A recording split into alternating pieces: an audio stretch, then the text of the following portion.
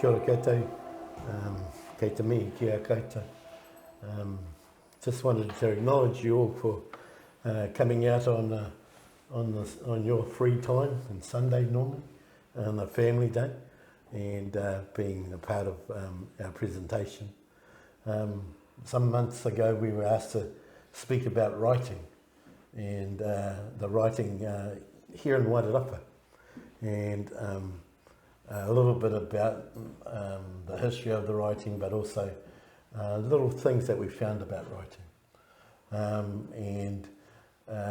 It might be a surprise to some people that there's a Māori canon of writing, and I'll talk a little bit more about that, but my name's Rawiri Smith, and I come from a maunga in the east that is the body of a taniwha. And my mum used to tell us about that, and that the head had been chopped off, so that's why you couldn't see the head, but the limbs came down from the backbone, and then where the spur was, that's where the claws or the talons of the taniwha are.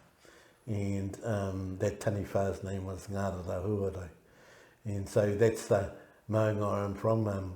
The awa is where our people of Whenua used to go during the summer, and we would all be camping down there in the morning. The vans would pick up the people who were going off to the shearing sheds, and for us kids it was like 3 months of just everyday swimming and a little bit of fishing, trying to stay away from the springs because that's where my uncles kept their alcohol. It was a good refrigerator. So the roa mahanga was our awa. Wairarapa is our moana, and I love that Kōrero. It might be translated for you as Kōrero, but Kōrero is a name of a dam on top of a hill, and we call it a lake, and that's our roto is up there.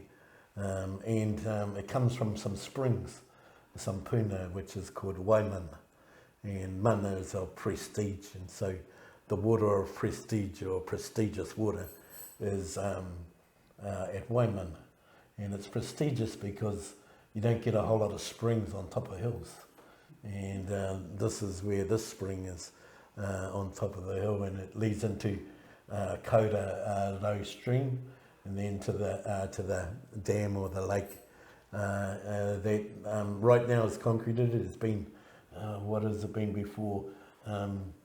Some telephone posts or electricity posts were lined in there so that it could store up some water and then generate electricity.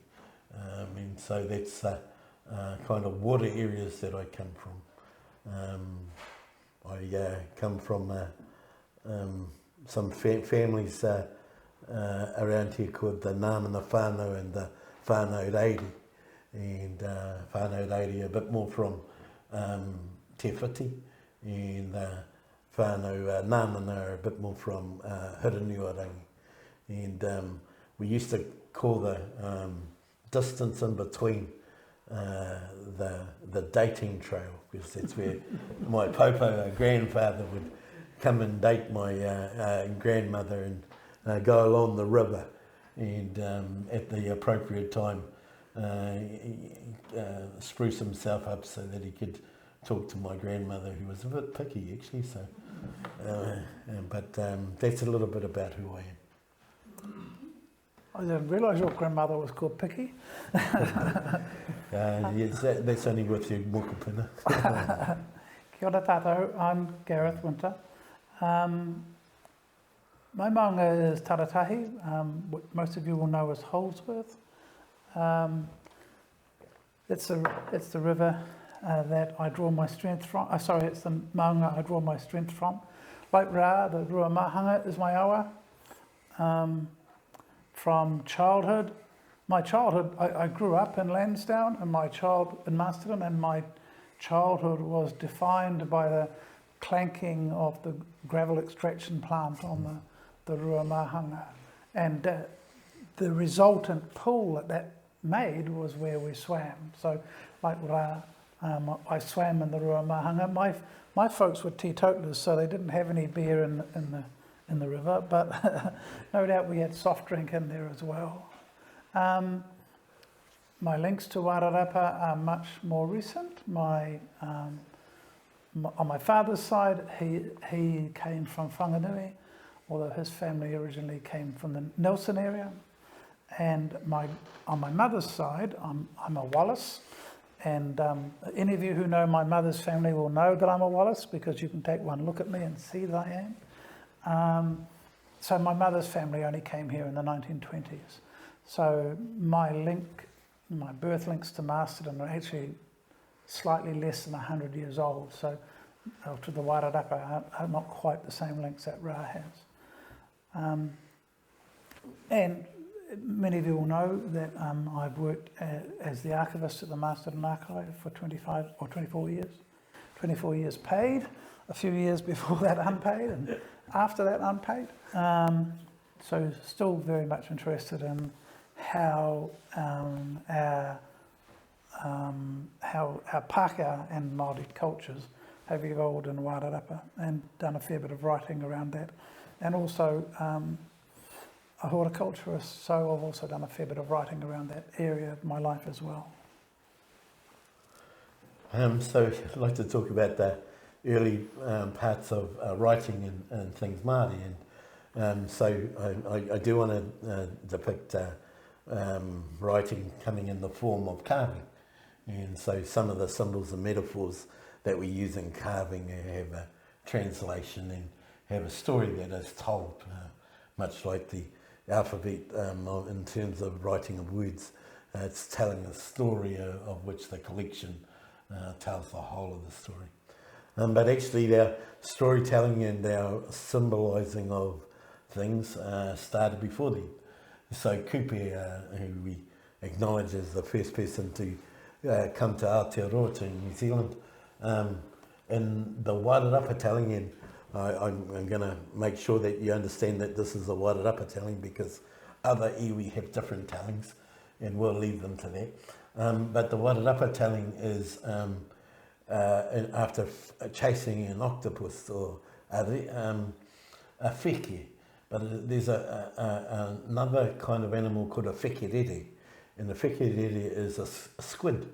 And so perhaps a giant squid was something that people could see. And so if you're aware of geology, and I wasn't, but just off the coast of Wairarapa is the Hikurangi Trench, and it's also known as the Kermadec Trench, and the trench comes down there at kind of a deep valley in the ocean floor, and it's where the Australasian plate meets the Pacific plate, and so many of our earthquakes and different things is from the interaction of that plates. In fact, Remetake and Tararua results of that friction happening, where one is going underneath the other in terms of a plate.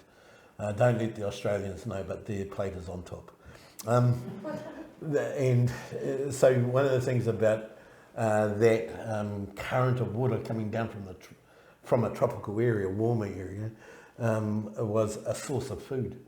So if you think about Kupe chasing the whike, Kupe is chasing a source of food.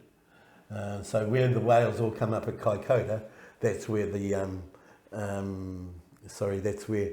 the trench finishes. But it comes really close to land here in Wairarapa.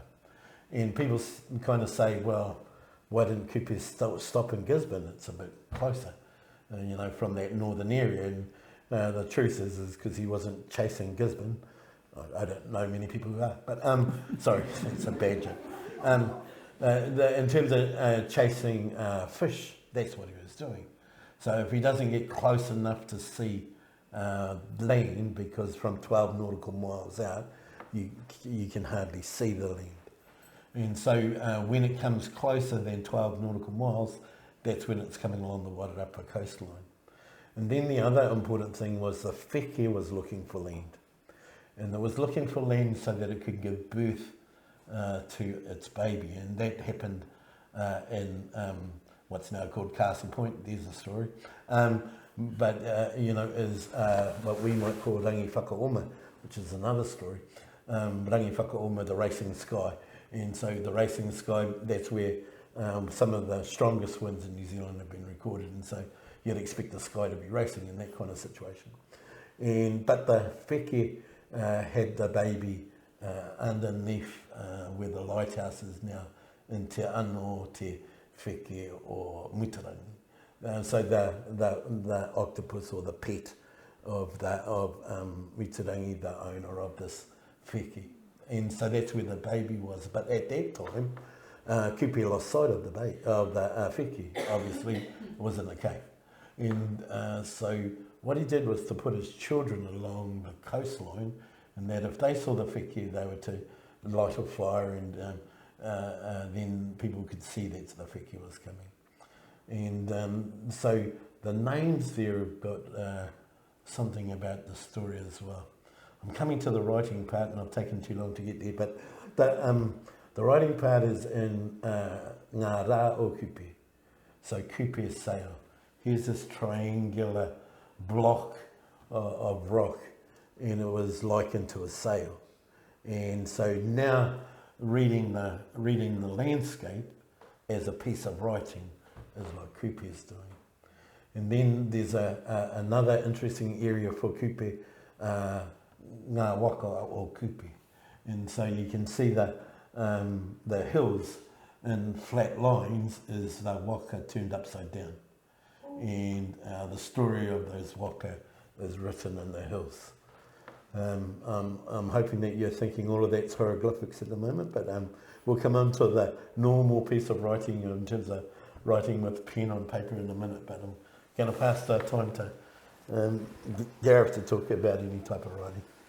So I guess the first Pākehā writing about Wairarapa is done on Cook's journey. So many of you will know, of course, that Tasman sighted New Zealand first, but he only sailed up the west coast and didn't land, so he never saw Wairarapa. He sailed past Cook Strait, but didn't realise that it was a strait, so didn't try to come through. The first person to have recorded their view on Wairarapa was a person called George Forster, who he and his father were naturalists on Cook's journey. And I guess it's illustrative of what was to become a theme, really. And I guess it's a way of Pākehā thinking about the land, is that what he said was, we passed, it looks like there's a big river there, it looks like there's lots of free land, and it doesn't look like there's very many people there.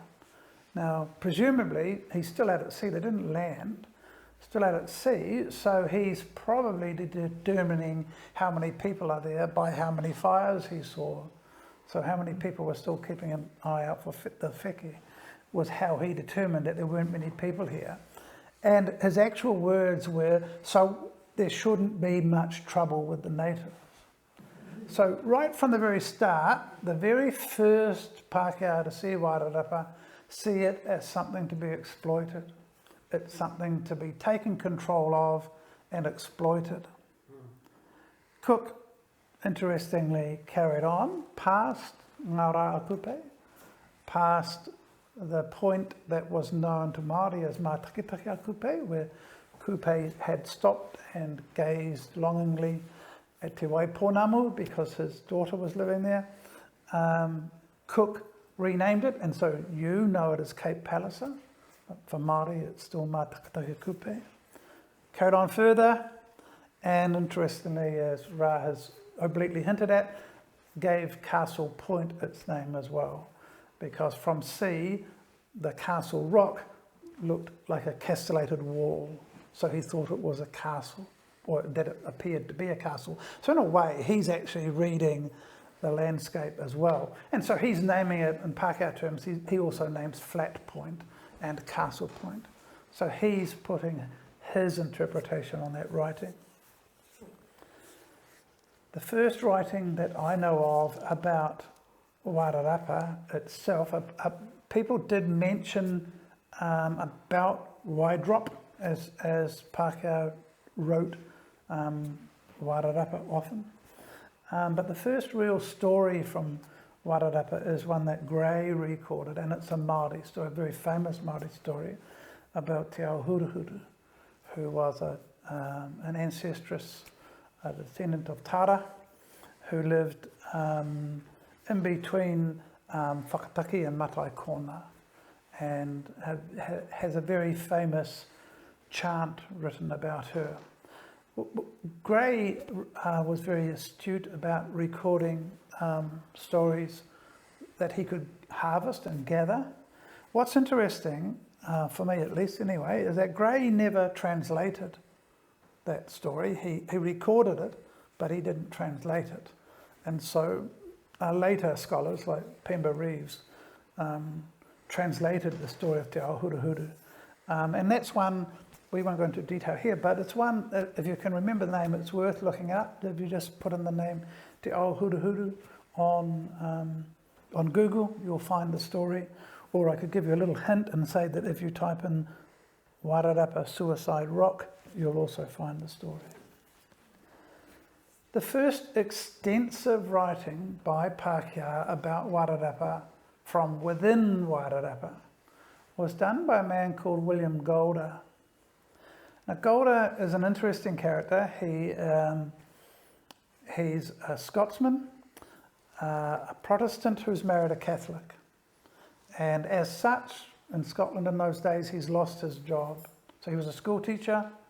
Because he's a Protestant who's married a Catholic, he's kicked out of his job. He comes to New Zealand and works as a surveyor. So, and that's quite a common story among that first generation of young Pākehā men. They came to New Zealand and worked as surveyors for the New Zealand Company and then later on for the government. And he's staying at Manaia Station, which was the run of William Donald, based at what we now call Solway. The homestead was just off Judd's Road. And while he's there, he writes a very long poem about Wairarapa. Very long, blank verse. Difficult to read, you have to say.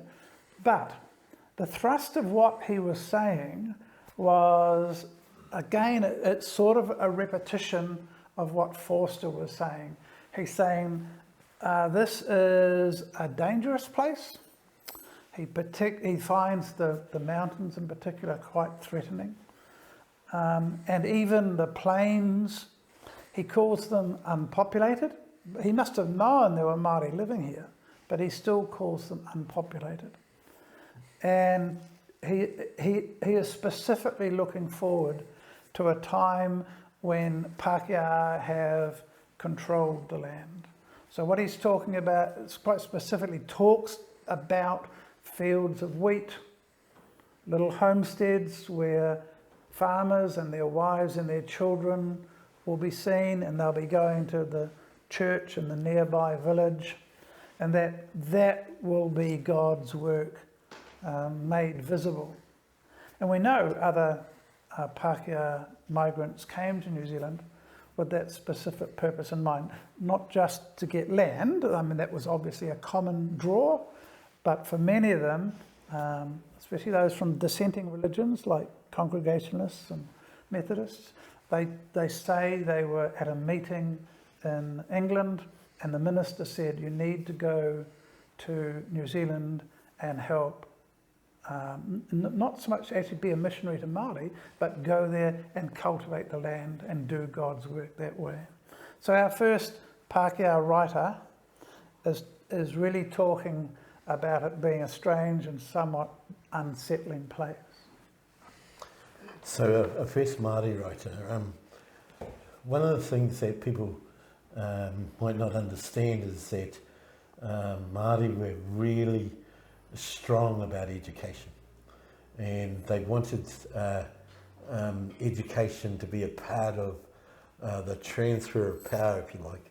And so in terms of meeting with Governor Gray, Māori agreed to sell their land quickly, but this is in 1853 and 1854. So they'd listened to Colenso first, and Colenso said, rather than selling your land, lease your land. You'll be able to keep your land and you'll be able to make money.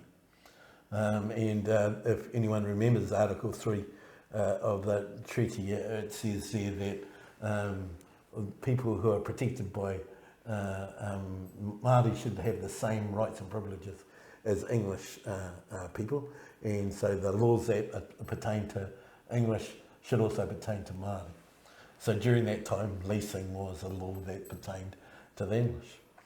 And very quickly, the people from the New Zealand Company wanted to set up Wairarapa as the kind of their rural base.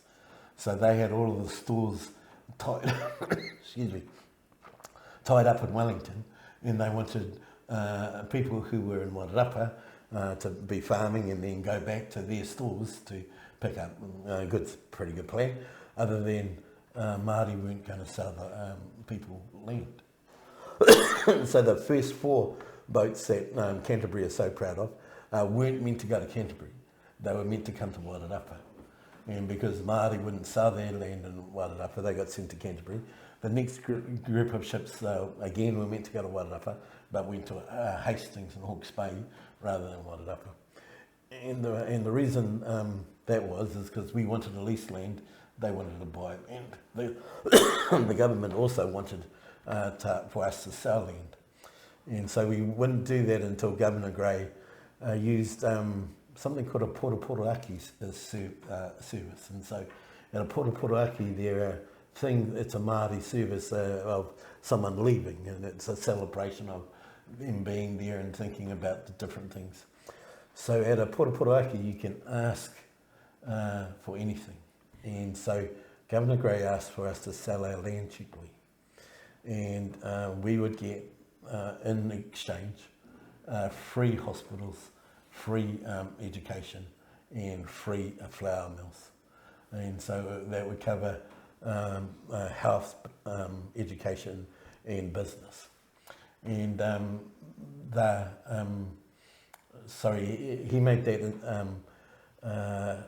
a plea for us, and as a part of porta-porta-aki. So in 1853 and 1854, we sold, after not selling land, sold over 1 million acres. And that was about 3/4 of Wairarapa. We sold in terms of lands. And we sold fairly cheaply in terms of land, some of our land selling a penny an acre. But the thing that we had picked up from both Colenso and Grey was about the education that came in the form of religion. And so one of the things that we said was, we're going to put aside some land up near Masterton for education. And the people of the church actually didn't do that. What they did was to use that land and money and set up Te Aute College.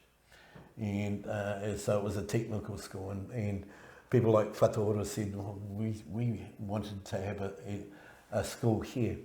So in the 1840s, a school was set up for Māori in a place called Akura. And the first 3 teachers were all Māori teachers, because they had been educated in the church system, and for a Māori school, here were the Māori teachers. Te Haiata was one of those. His descendant is Hami Tawhaiti, who's now the chair of the Treaty Trust. The Treaty Trust goes into Parliament on Wednesday to hear the first reading of the of the law that's going to look at the deed of settlement. And so the next one was Ihaka Te Moi. Ihaka Te Moi is an ancestor of mine, but the person who's usually associated with writing is another of my ancestors called Whatuhoro Jury. Whatuhoro Jury is responsible for 200 manuscripts, over 200 manuscripts that are now in the archives. And the manuscripts are an important thing about education. So Māori were interested in education before Pākehā came here. In fact, we went out to the boat, the Endeavour, to Cook, and it was he was just offshore. And when we went out there, we had preserved crayfish tails, and we offered preserved crayfish tails for nails. Why? Because nails was the next technology. That was the next piece of education. We had a tertiary level of education amongst Māori called the whare wānanga. And actually some of the people who are descendant or who actually were ancestors of Kahanunu, a man named Rungo Kako, came here to do his education. And one of the priests of the Taki Timua, pretty famous waka because it had 51 tohunga on that waka, got off here, and his name was Tūpai. It's interesting, back to the Captain Cook story, that there was a Tahitian man on there, because that's how they went out to Tahiti to have a look at the moon eclipsing.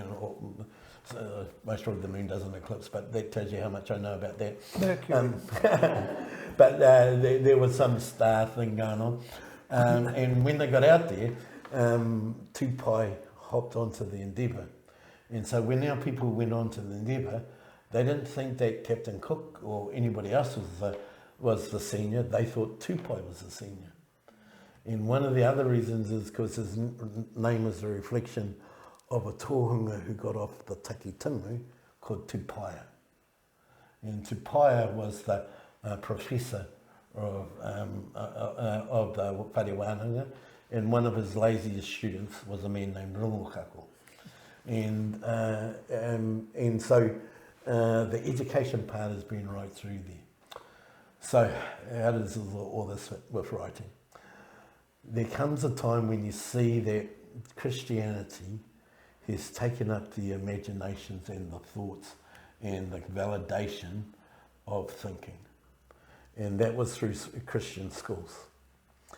And we had whare wānanga students who were now looking at how popular these schools were becoming and how our people were learning in those schools. Remember those first three teachers of the first Māori school, all Māori teachers who presumably, or actually had been Māori students at one time with the church, and people like Kalenzo. And so now we're worried, because if that popularity continues, who's going to hold the understanding for the whare wānanga? Who's going to hold that knowledge? And so Whatuhoro had been a student at the whare wānanga, and Whatuhoro decided, with a whole range of other people, that they would write down the law of the whare wānanga. And that's not usual across the rest of New Zealand. There was a suspicion about writing, but here the writing in Wairarapa was to such an extent. Now when you go and look at the writings, you'll see out of most of the 200 manuscripts that they're about whakapapa or genealogy. And there's lots of writings about genealogy there, and you kind of sit back and go, well, where's all this information? Well, it's in the genealogy, because some of the stories that you repeat from the person who's in the genealogy connects that person to you. And that's why you should learn that information, because you're carrying on the tradition. And so I used to think that Whatuhoro's writings, because I'm a descendant, was 80% of the writings to say, we hold 80% of the writings. No, we might be less than 25%, because there were lots of writers here. The Te Whaiti manuscripts are about everyday life. So you've got this writing about whare wānanga, but you've got this writing about just the normal kind of things that happen in life. And the Te Whaiti papers are those, and there's many other papers. And so one of the things that we did with writing as Māori was transfer the education levels and transfer the kind of learnings. so that we could keep our knowledge of our learnings as well. Whatahoro is certainly a key writer and a collator, I suppose, from the learnings of other tohunga. Another place that was occurring at the same time was the Māori land courts, and so a lot of what we know about Wairarapa pre-contact history comes from Te Whatahoro's writing and others, but also comes from what was recorded in the land court. What also was happening, something kind of weird was happening as well. Some of the first Pākehā settlers kept diaries. Now, a generation of those of you who are my age, diary writing is something that we're familiar with. Younger people will not be so familiar with it because they engrossed in TikTok and Instagram and Twitter and all those sort of things, and actually recording, doing pretty much the diary thing, but doing it in a different format. But diary keeping has one particular thing about it, and that is it has to be done with people who have the time and actually the finances to keep the diary. So you can't keep a diary if you're working long hours, and you can't keep a diary if you can't afford to keep the paper. But one thing we do learn from some of these diaries, and so for example I've been looking through the Beetham diaries from Brunsmith, there's a lot of Te Reo Māori in them.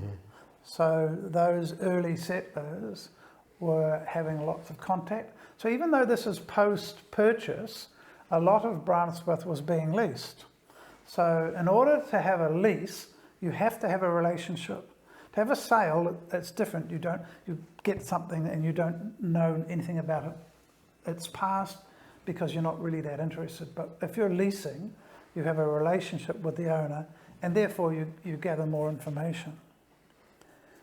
By the 1880s, something strange was happening in Wairarapa, and there was a huge increase in spiritual awareness.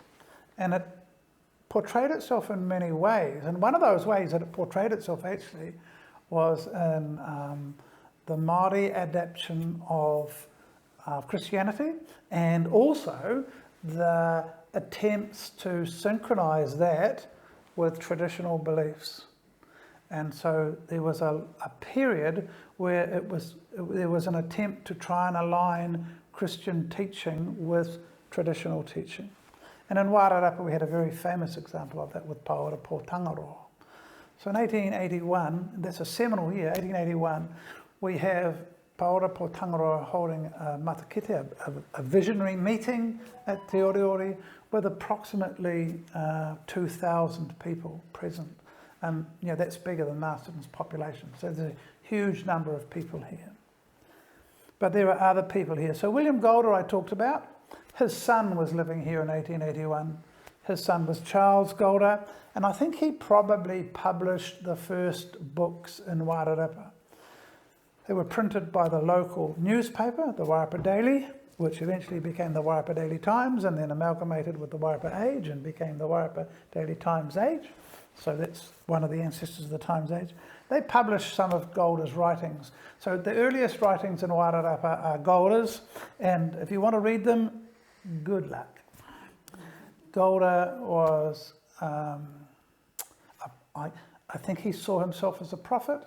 He was clearly psychotic, so like tragically psychotic. So I've read one of his books, and there's about 300 pages, and about 170 pages he's talking about what God told him, and then about page 180 he says, "And then I was born." So you get an idea of the sort of writing that it is. Lots and lots of writing, but very, very little explanation of what's actually happening. But at that same time, there were other writers that were becoming well known around the place. Now, one of those is an interesting character called Lars Andersen Skau. He was Danish, and he lived in a tiny little shed, not much bigger than this table, at Morrisville. and he wrote poems. And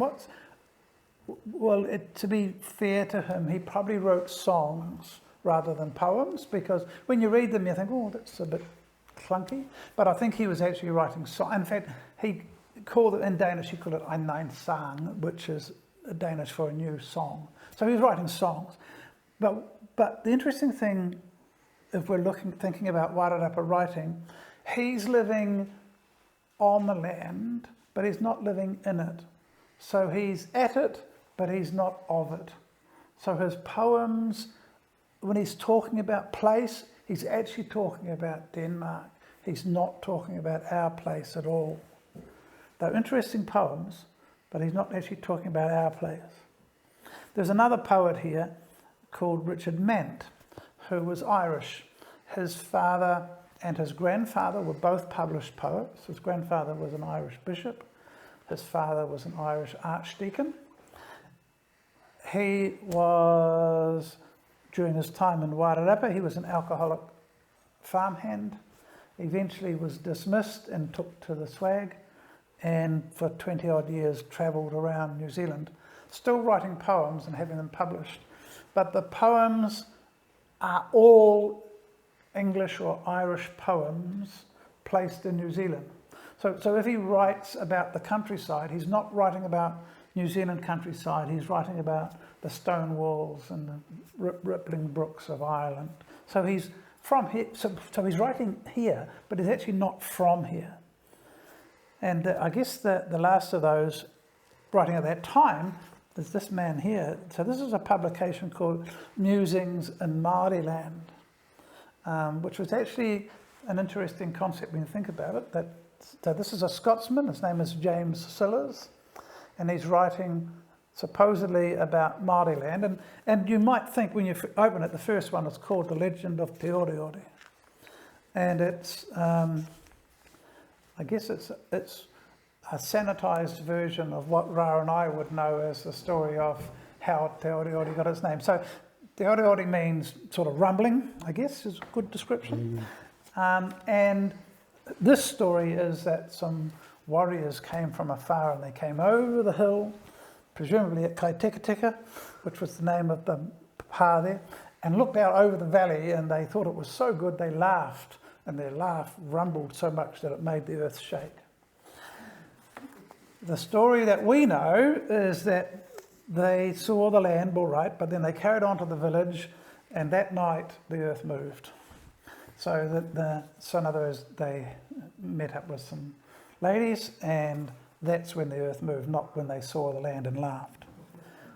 But in fact, most of his poems, and there's a lot of poems in this book, most of his poems are actually to do with Scotland and Scottish achievements and British Empire achievement. So he's writing about the death of Gordon, of General Gordon. He's writing about someone called MacLeod who dies back in Scotland.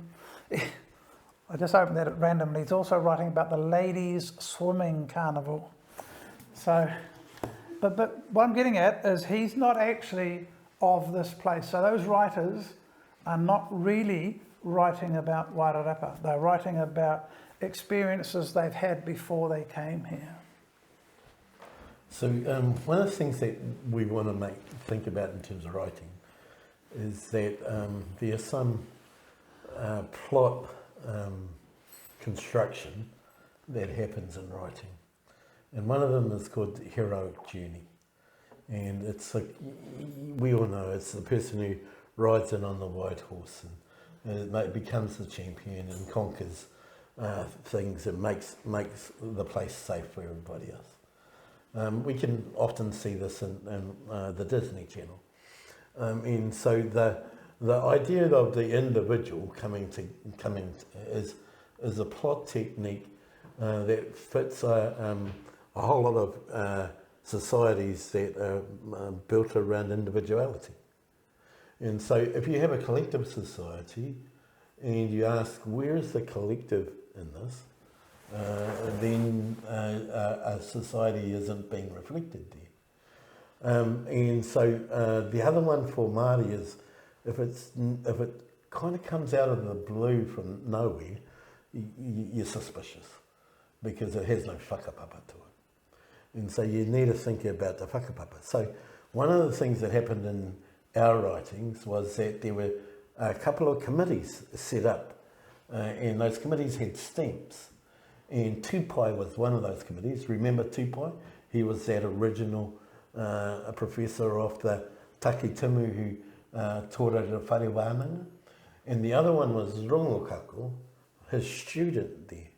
And people would certify whether that whakapapa was right or wrong with the stamp.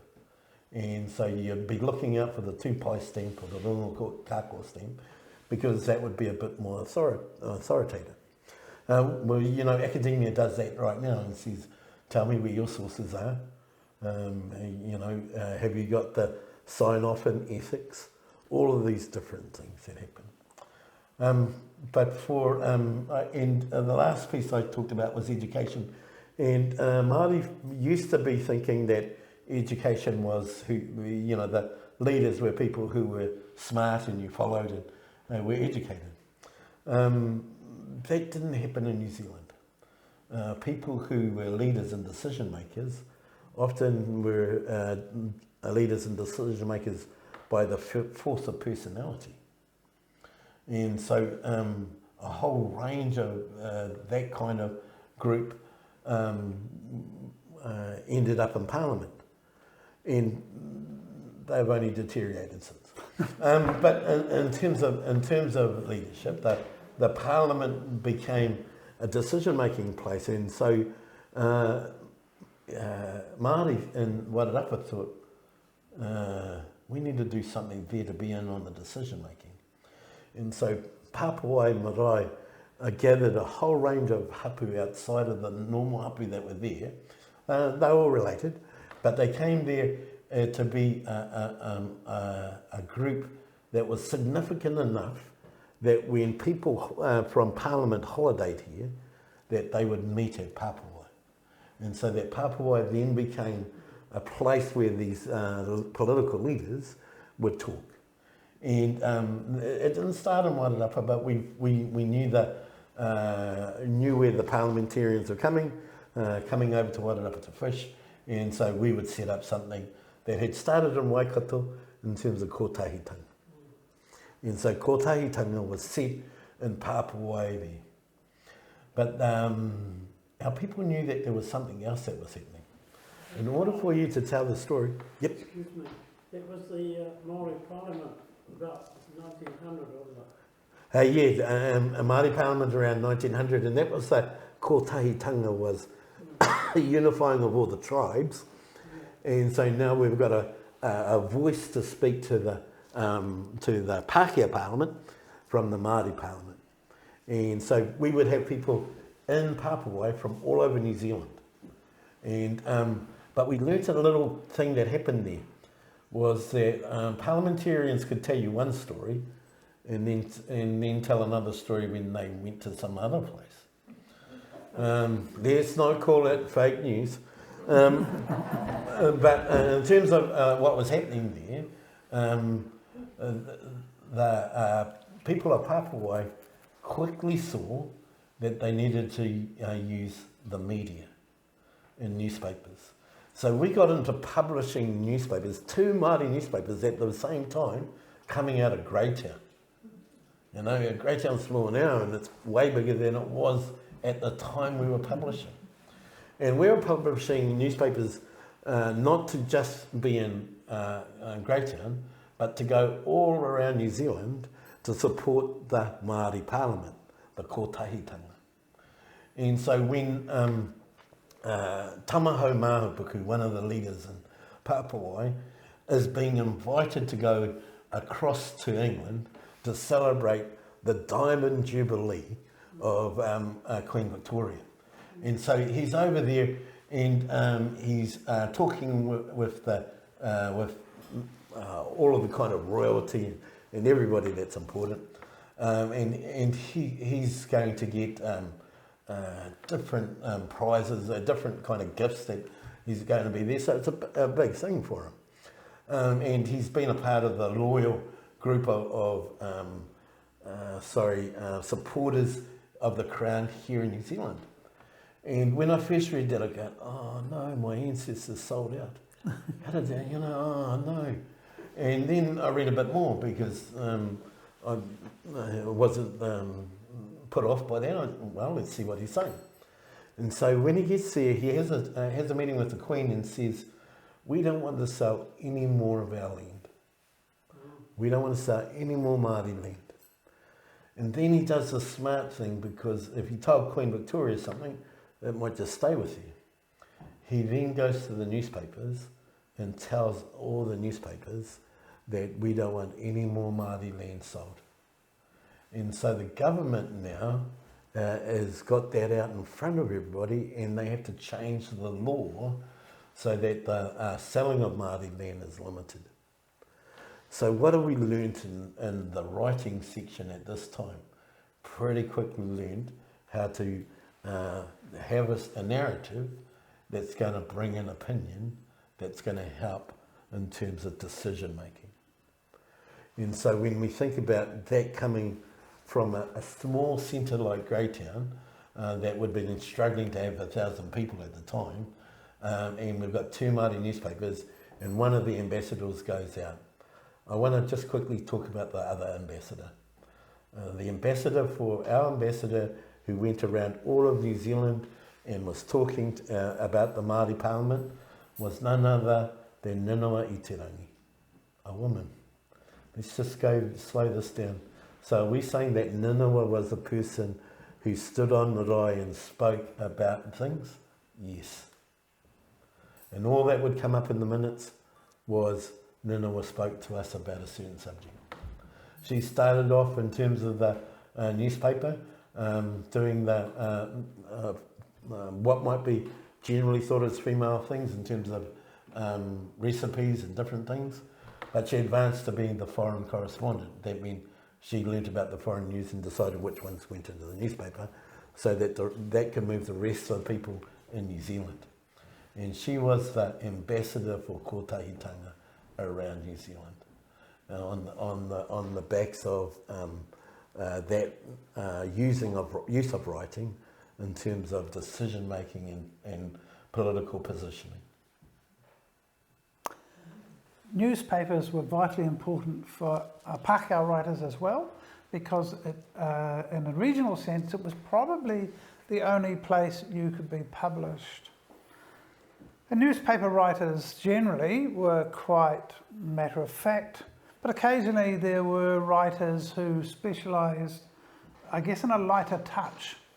And one of those was a writer called Joseph Peyton. Now, he started the Wairarapa Daily, and until recent, and certainly within my living memory, the Peyton family still had shares in the Wairarapa Daily Time, or the Wairarapa Times Age. That has passed now. Joseph Peyton had a much lighter touch generally, so he couldn't, there were times when he just couldn't contain himself. So the first of his writing about Wairarapa, his first marriage was to a daughter of Richard Wakelin, who was the editor of the Wairarapa Standard, the Pākehā paper in Greytown. And so he wrote about a trip he made to Wairarapa.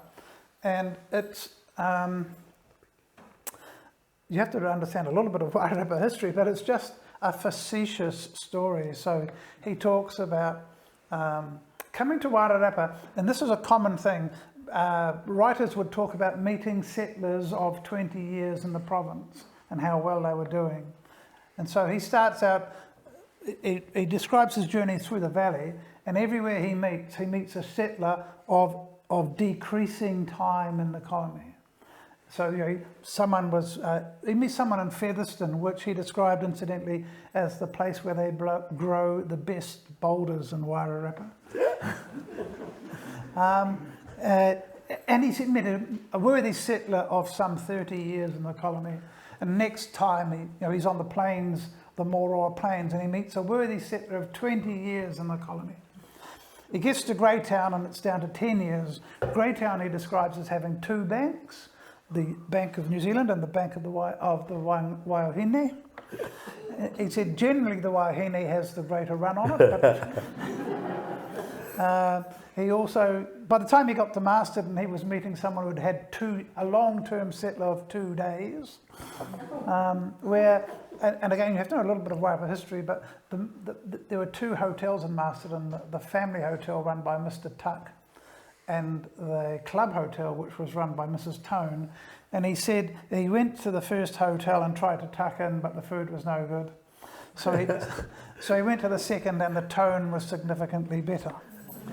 And then later, when he had his own newspaper, he would generally be writing much more prosaic writing, but occasionally he couldn't resist it. So he would say, for example, at that time they would describe earthquakes and try and say the direction they came from. So they would say there was a sharp jolt last night and seemed to go from the northeast to the southwest. On one occasion, he said there was a sharp earthquake felt in Victoria Street, which is where he lived. A sharp earthquake felt in Victoria Street last night. Our direction was quickly away from the chimney. So there's a lighter touch. That Mant, the poet I talked about, he had actually had about 10 years' experience working on the press before the alcohol got to him. Sillars, most of his poems were being published in the local newspaper as well. So there was a steady demand for writing, especially by poets, of varying quality, I'd have to say. Later, Sillars became very imperialistic. So around the time of the Boer War, and certainly he lived past the First World War, so lots of writing, very patriotic poems, and that was a common theme among the poets. Our first really famous female writer, and it's quite weird because this is Wairarapa's probably first popular writer, and in her time quite well known, and then later in Sydney very well known, and now completely forgotten about. So she was described as being the equivalent of Catherine Mansfield, this lady. Her name was Dulcie Deemer, and she lived in in Featherston, where her father was a doctor. Dulcie was being lauded in the local papers because she'd done something even better than having a story in the newspaper. She'd had a story in an Australian newspaper. And we love to have our writers and actors and things succeed away from here. So Dulcie was very famous because she'd written some stories. They were actually published in the Bulletin, so it was actually a genuine achievement. I've hunted those out, and they are hilarious because they're basically caveman stories with hero figures, of course. So, so you can imagine what sort of stories they are. You'd be interested to know that Dulcie basically got married when she was about 17, had 8 children, then divorced her husband, and became very famous in the bohemian lifestyle in Sydney, including promoting the value of nudism. So, who says exciting things don't happen in Featherston? That's going to be hard to believe. But I would say that Catherine Mansfield enjoyed somebody who inspired her from here in Wairarapa. And that person later is immortalised in stories by being called the Black Ghost, Papawai, and that she walks up and down the road there. Usually we tell that story so that nobody goes out onto the road and quickly goes to sleep. Maybe they won't go quickly to sleep with that kind of nightmare. But there's our connection there. And the other connection I would put is Joseph Payton had a great-granddaughter named Hilary. And Hilary married my Uncle Lawrence, who was a shearing contractor. My Uncle Lawrence was perhaps the most entertaining storyteller that I knew when I was a young boy. It helped that he had a bag of lollies in his pocket all the time, and that we were halfway there high on sugar, and he just needed to top it off with a funny story. but I want to change tack to about writing now, because recently we've had a Māori man win the script writing in the Academy Awards. And he adapted the script from a book. And his name wasn't from here. His name, that I want to point to some things from here with him. His name is Taika Waititi. And so Taika, when you go and investigate his writing and think, okay, so what was this writing about? He comes up with an idea that came out of theatre sports, where you actually improvise a whole lot of your lines. Here's a guide, but what might end up in the film is whatever the actors were going to play with. And so the playing is about the improvising of the lines. So here's a script that's been remodelled, has won a prize, is a great piece of writing, but not used for writing.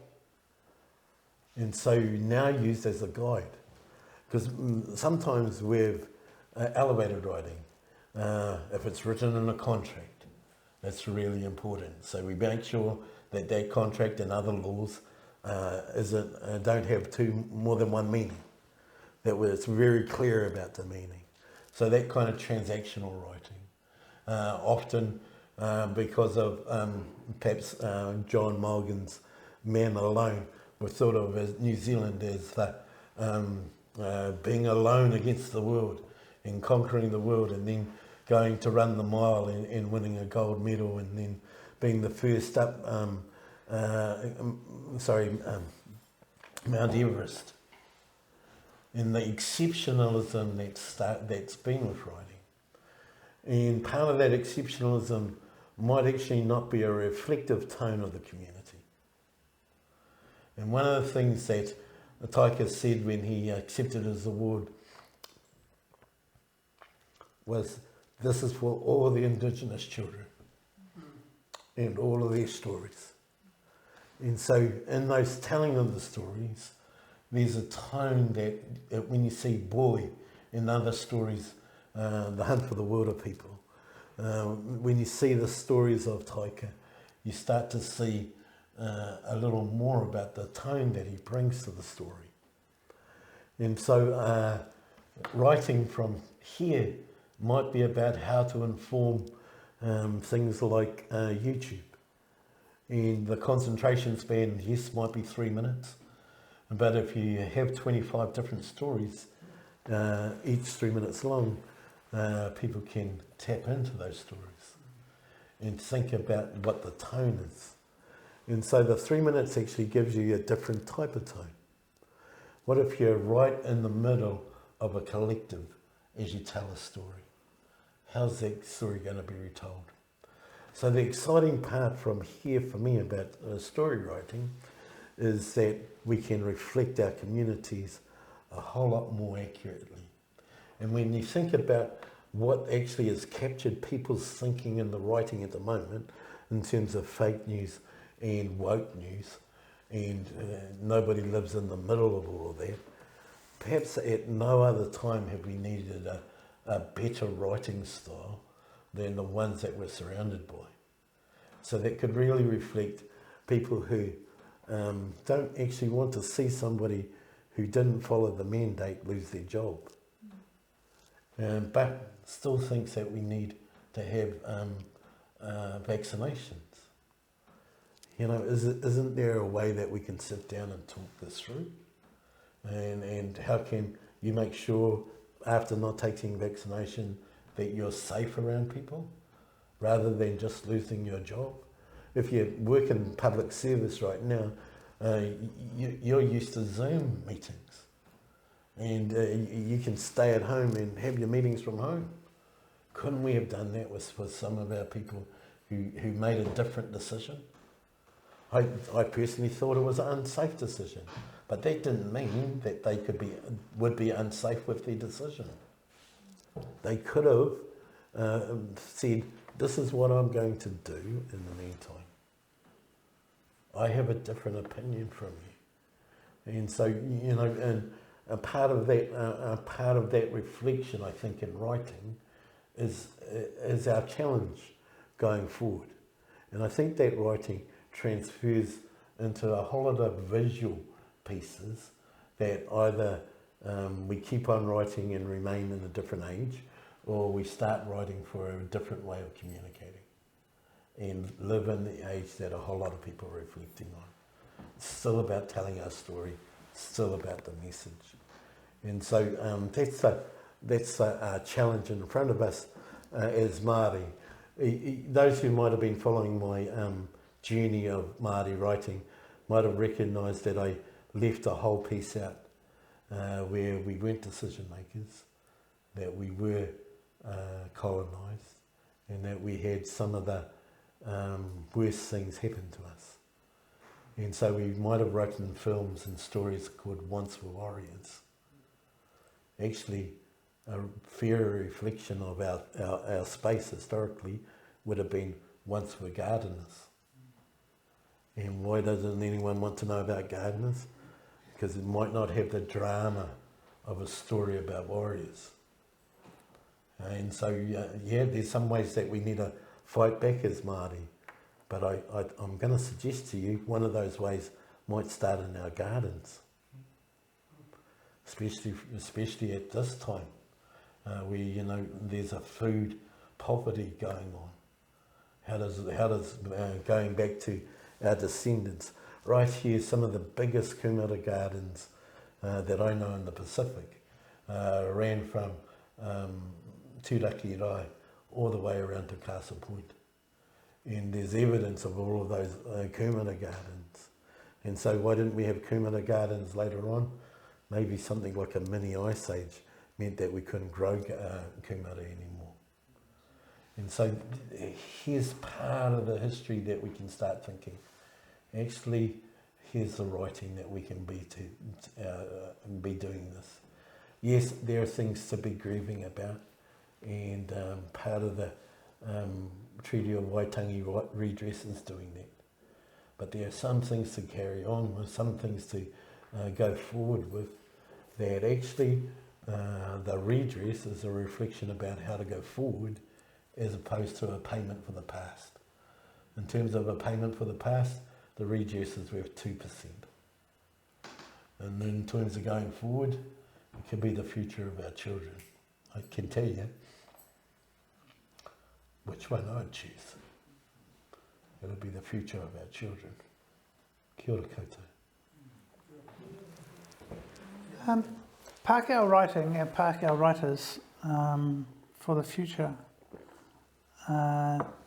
face a dilemma. So I guess in the 1940s, Pākehā writers started to see themselves as being from New Zealand, not dislocated from somewhere else. And so locally, writers like Len de Chateau wrote poems about the seasons in Wairarapa, and they are filled with references to local events. And in a sense, you read about other cultures, and other cultures will talk about how the world, for example, for Aborigines, the world was sung into being. So the singing isn't actually the description of the world, it's the creation of the world. And in a way, we can recreate that world by our writing. When I was 15, I think probably my first poems were ever published in a book called Glistening Water, wow, which is obviously a reference to Wairarapa. And so I got that out today and I had a look, and two things just immediately hit me. Didn't notice it at the time, but they immediately hit me now. One, that this is the writings of school children. So I'm, to be honest, I'm not even quite sure how they were selected, because there's a smattering of poems from, I was 15, there's a smattering of poems from 15 and 16-year-olds, and then there's a whole lot of poems from primary school children. And I have to say the primary school children's poems are the best. Because the best of them are artless. So in other words, they haven't been taught about how to write. So a boy who I knew, a young fellow who would have been horrified that we are talking of him as a poet, but he wrote a poem about he was obviously asked to write about the wind, and he said, I sat on a fence last night and the wind blew me off. I got up and I said, why did you do that? Just a beautiful poem. There's no Māori children. So this is a book of poems selected from Wairarapa children. There is not one Māori representative. That is horrifying to me. Probably just about as horrifying as that when I read through the descriptions, the natural poems, they're all full of fear.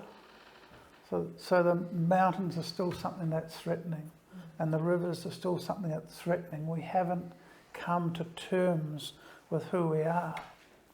Ra is absolutely right that the writing for the future is with Taika's great writing mate Jermaine Clement from Wairarapa, whakapapas to Wairarapa, well, born in Wairarapa, and has a history in theatre sports as well. It was one of my great parental pride moments. I was looking through an old Marcoda College magazine, and Jermaine was writing about their theatre sports team, and he said that he was very grateful that they'd been taught by my daughter. Wow.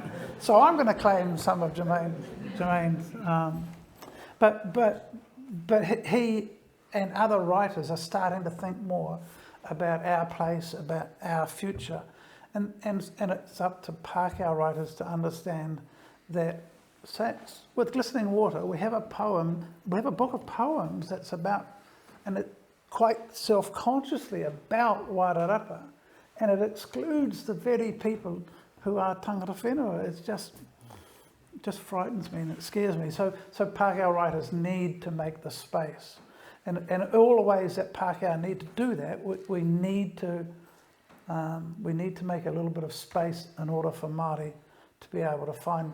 If we want to share our place, Pākehā have to give up some power. That means Pākehā writers have to give up some space as well and allow Māori writers to flourish.